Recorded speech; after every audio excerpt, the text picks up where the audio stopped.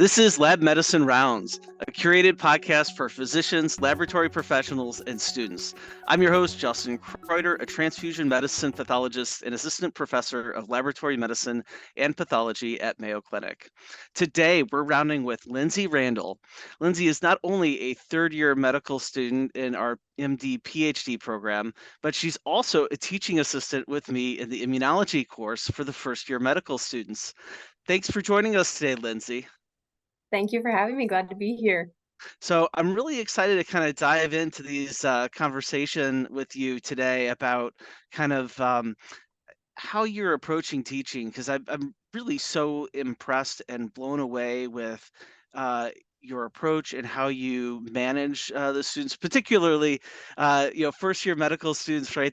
They want all these details, and sometimes details can get in the way of learning. Uh, Let me back up for a second. Why did you decide to get involved in teaching in the first place?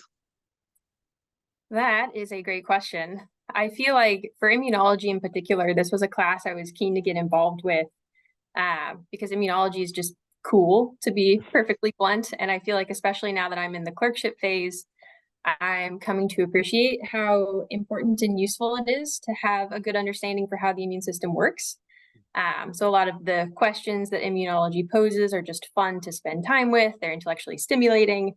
And it's also useful to reinforce these important concepts because it turns out they come in handy when you're practicing medicine as a clerkship student. So just really interested to get involved in that capacity. That really kind of cuts to the heart of where I get involved in this too. I came at it from the idea of wanting to make sure to understand these concepts in a deeper manner. I mean, both my work in transfusion medicine, there's a lot of immunology that comes into play, as well as obviously transplant compatibility testing. I'm curious for our listeners, what has your learning, you've been teaching in this course, but how has your learning been from this experience of teaching? I've learned a lot, is the short of it. I feel like a lot of the things that I've learned have been some of the kind of mechanics or strategy with teaching, just how to teach well. And a lot of that has come from watching you teach. And I promise I'm not just saying that. I mean that in the truest sense of the word. And I feel like some of that probably also dovetails from the unique perspective that comes from being both a student and a teacher kind of at the same time. I have sat in that exact same lecture hall on the other side for I don't know how many lectures over the course of medical school. And I feel like I've got a pretty good understanding for myself as a learner for what it feels like to hear a good lecture or to walk out of that lecture hall thinking, that was a really great lecture. I learned a lot today, or that was super well said. But I feel like this class in particular was the first chance that I got to see some of those same things that make a good teacher good from the perspective other than just the receiving student. And again, a lot of that is kind of mechanics, if you will, like how to construct a presentation so that it flows properly and how to digest these really big, complex immunology problems into these kind of bite-sized take-home pieces for students, that sort of thing. But I think a lot of it, and especially the things that have resonated the most with me, or the things that I have found myself reflecting on the most in the last several weeks, have been some of the more intangibles, actually. Like, for example, there's no substitute for just caring about students. Like the genuine interest that you show in students and their learning just shapes the whole fabric of the learning environment. And things like that have been really cool to see, again, not just from the receiving student. I've been on the receiving end of that a lot, but to get to see it and to see it unfold in front of me has been, I think, really, really insightful, really informative for me as a person who's interested in teaching at some point.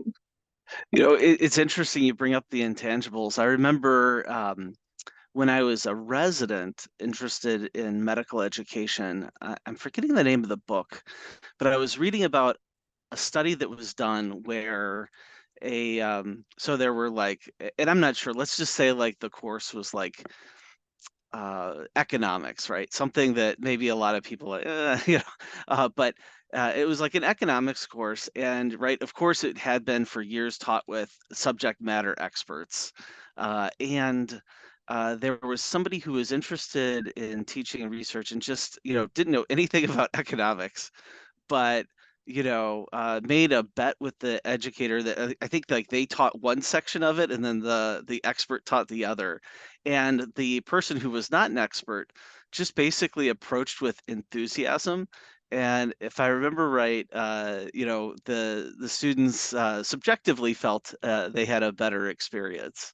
And I think that always is something that I stick in the back of my head and remember. Now, of course, when we talk about assessment, I don't, you know, it's nice if the students have a good experience, but I think what we care more about is that they learn the material and learn how to, as you point out, be able to use it then in their third year in clinical practice.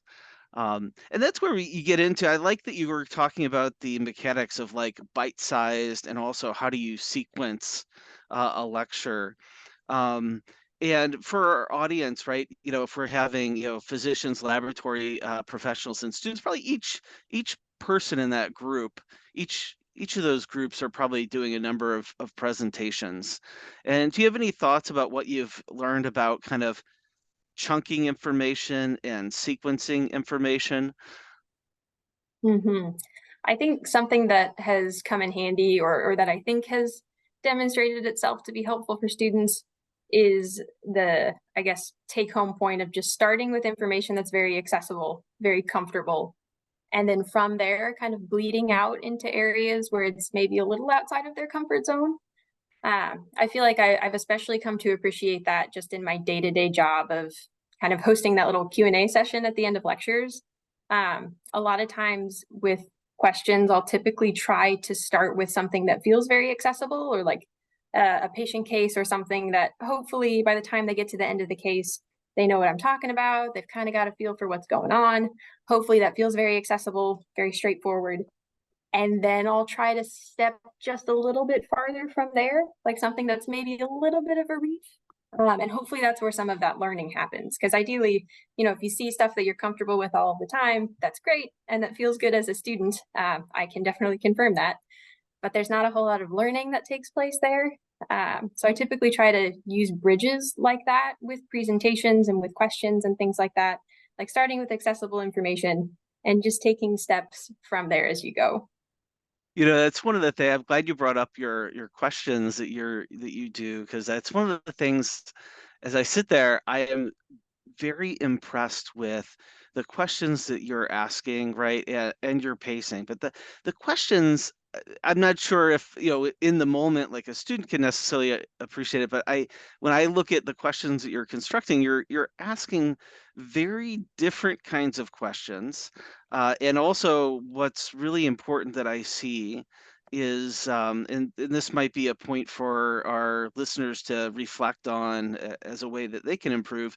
You are so facile about like adjusting the question, right? Like maybe the question was something straightforward, and then you can ask about like why was B not the right answer, right? And you're able to ad lib really on the fly, really in response to the audience. And so I was wondering if you could kind of elaborate a little bit on your approach for writing those questions, which quite honestly I think that's one of the gems of this course is we have you as a near peer expert that has that mindset that's so valuable for their learning. Well, thank you. I think if nothing else, I have the benefit of having done a lot of questions myself, especially at this point. Now I've taken step one, so I did all of the prep for step one. I've taken many shelf exams. Now I'm prepping for step two. I've got a pretty good feel for the sorts of things that exam writers like to include in questions. And so I feel like that's a big part of my philosophy. A thing that typically shows up in a lot of questions is, especially if it's a kind of clinical question or something that lends itself to a case, I'll try to weave a case together that has that kind of essential constellation of things in it that exam writers are probably going to include. Like if you see these, 4 patient symptoms, you should maybe be thinking about this condition, that sort of thing. So I'll start with a case that illustrates whatever it is that I'm trying to get across. And I'll have that constellation of things in it such that hopefully a student gets to the end of the case, they've got a feel for what's going on. And then hopefully I'll make the actual question that comes at the end of the case something that's kind of a second or third order question at the end of it. Again, for that same reason of it's nice to start with information that's hopefully accessible. You read through the case, you kind of know what's going on. It's not enough to do that. Can you take it one or two steps further, right? Can you step outside of your comfort zone? Can you apply this knowledge? Can you kind of think on your feet and think, okay, this is something that I know is going on. What might that mean for something else or something related? I feel like it's also just good practice for students to get into the habit of seeing and working with those kinds of questions, because they show up on step one and they show up on step two and every shelf exam you take for every clerkship and that sort of thing. So it never hurts to have more exposure to that kind of questioning too.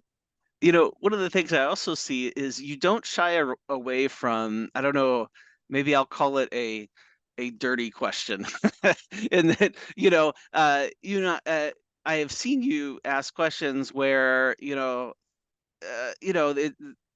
there is clearly in your opinion, in my opinion, a best answer, but there's also something that's like, well, it's kind of correct, right? And I think that that's really interesting to get the students exposed to that. Could you maybe talk on, why you've included those intentionally?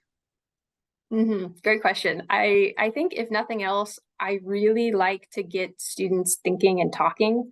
I think especially for students who are really mentally engaging with content, if there's a question where they feel like an answer that's not the right answer that I had picked could also be right, or there's an argument to be made for that, I think it is so beneficial for students to be in the position where they are using that headspace and really thinking through, well, I think this answer is correct for this reason, and then being able to walk through it and kind of arguing your case, so to speak. Because even though on a lot of tests, for example, if it's a multiple choice test, there will be one correct answer. The real world and clinical practice is not so cut and dry. And there is a lot of that dialogue that happens on, say, clerkships. If you're on table rounds or something and you're talking through what does this patient have? Why do we think that's the case? That sort of thing. I think having students in situations where they can go through that headspace and argue their case and talk through, why is this maybe first on my differential versus second? And how might that change if some other lab value or result came up or something like that? I think that's what it means to be a clerkship student. That's a lot of the clinical headspace of medicine. And any opportunity to invite some of those conversations is excellent as far as I'm concerned. That's phenomenal. You're preparing them for those experiences, and they probably don't even understand that. That's so neat. Um, I'm curious. So I think classically for a lot of medical educators, the comfort zone is usually like, I'm going to put together my stock canned PowerPoint, and I am going to, because I'm the expert in what I've built, and I'm just going to rock and roll. Right. And that's my comfort zone versus, as you're saying, as you invite engagement, there might be aspects that you haven't even thought about. Like maybe you thought it was a clean question and realized that, oh, well, maybe, I guess, when you look at it from that perspective. Or you just get, when you invite engagement, you get questions and things that maybe, you're not expert. And that's challenging for a lot of experts to kind of navigate or to be seen in that role as maybe non-expert, or they don't have all the answers. And I think we can all kind of learn from each other. And I'm kind of curious for, how do you handle those moments when you don't know, right? And you're standing up in front of this classroom, and that's their expectation, right? They're paying for their medical school experience, and they're expecting an expert in front of them. How do you handle that? Hmm. That's a great question. I feel like I have the nice a kind of out, so to speak, or excuse of, I'm also a medical student. I'm essentially their peer, a couple years Mhm. ahead of them, but still a peer all the same, still a student, still learning. So I like to every now and then be reminded. It's good, kind of a humbling experience for me to be like, you know what, I spent a lot of time crafting this question, a lot of thought went into it. You can't ever exclude the possibility that a student will ask you a question, you have no idea what the answer is to it.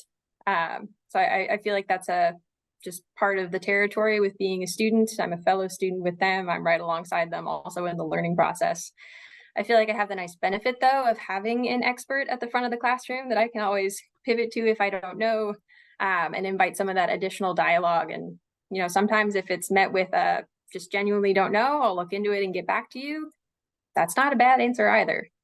So I feel like there's a couple different ways to pivot and navigate situations like that.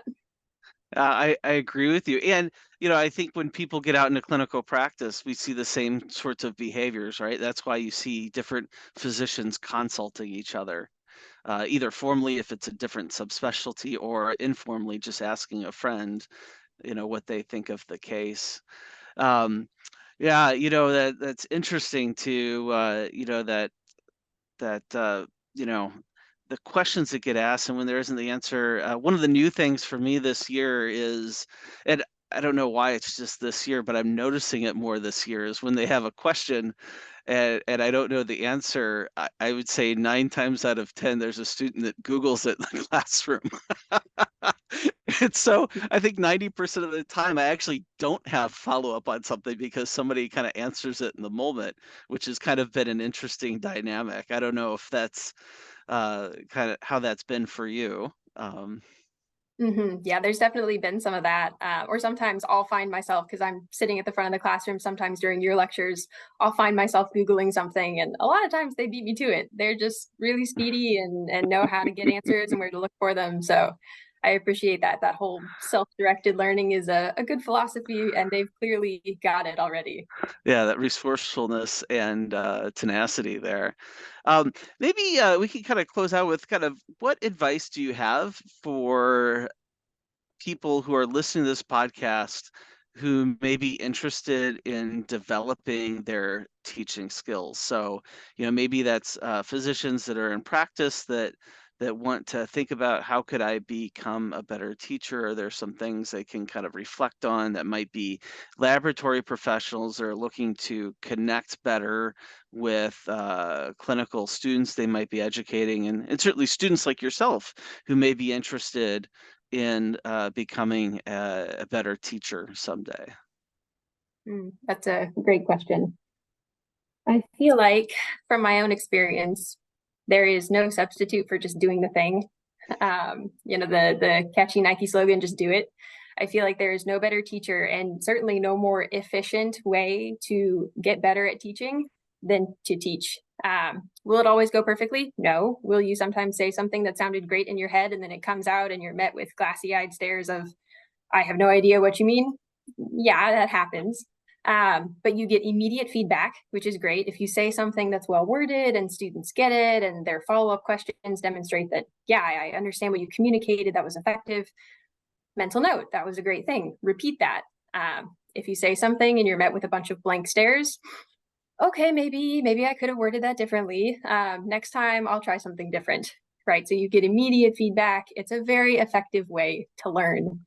I feel like beyond that, though, especially for people, regardless of what stage of learning you're in academic medicine, a super easy, accessible way to get better at teaching is just to pay attention to people around you. You will always be surrounded by people who are teaching. Sometimes it will be teaching directed at you. Sometimes you'll watch other people teach other people. But if you pay attention to that, I think you'll start to appreciate scenarios that go really well, right? You can watch someone who's teaching something to someone and it looks like it goes really well. And you just take a mental note of, like, wow, that was a great analogy, or that was a great way of presenting that piece of information. I'm going to use that if I'm ever in a situation where I'm teaching that topic, right? Or sometimes you see teaching scenarios that don't go super well, and you can take mental notes based off of that too. Like, if I were in that situation, how might I phrase that in a way that might better communicate the topic of interest? Something like that. Just constantly being surrounded by people who are teaching, some good, some bad, some directed at you, some directed at others. Just paying attention to that can sometimes be a great way to build your toolbox of teaching tools and tricks and things like that. So no substitute for doing the thing, right? Just practicing teaching, regardless of where you're at or who's around you. Great way to learn. But regardless, just paying attention to other people teaching is also a great way to learn. I love that. When you say that, just do it. That almost to me, I think about um, the phrase "be the verb." Right? And how that has kind of helped me, right, to do the thing, like you say. Two things I want to point out to our listeners about Lindsay's answers that I think was just wonderful, right? She was mentioning about when you're met with glassy eyes staring back at you, right? So, Lindsay, what I'm taking from you is that for you, teaching is not only your act of teaching, but also assessing for your success at connecting with the student, right? So that assessment of your teaching is a part of your active process that you're doing. And a second part that I see, you said, oh, and mental note, right? So you're reflecting on that and going to make some change going forward, right? And I think one of my favorite sort of slogans is that we don't learn from experience, but we learn from reflecting on experience. So, along with your idea of just do it, but to do it very deliberately and reflect on how to do better the next day is a theme that I'm really hearing coming through in your answer. Yeah, absolutely. That's a great way of summing it up.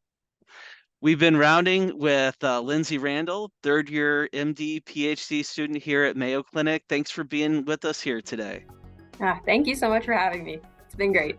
To all of our listeners, thank you for joining us today. We invite you to share your thoughts and suggestions via email to mcleducation@mayo.edu.